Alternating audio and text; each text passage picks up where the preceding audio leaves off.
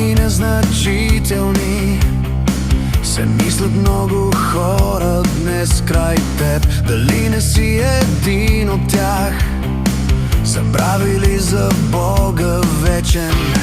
Кой би повярвал, че момче, овчар на бащиното стадо, ще може да извърши онова, което плашеше дори цяла войска?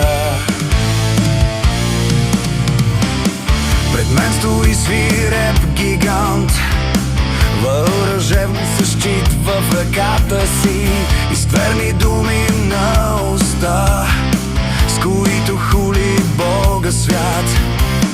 Притихнала зад мен стои войска в очакване да влезе в бой. С велика озлобен момчето водено от живия Бог.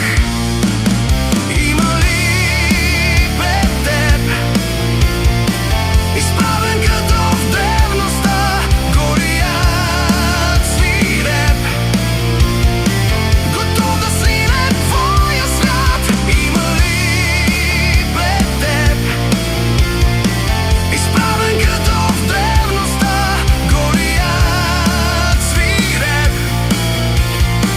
готов да срине твоя свят?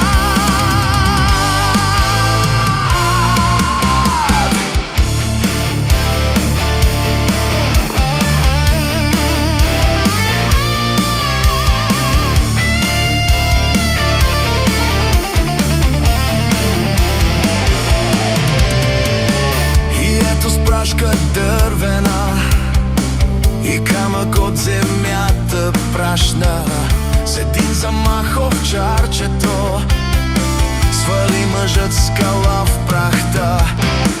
До вчера никому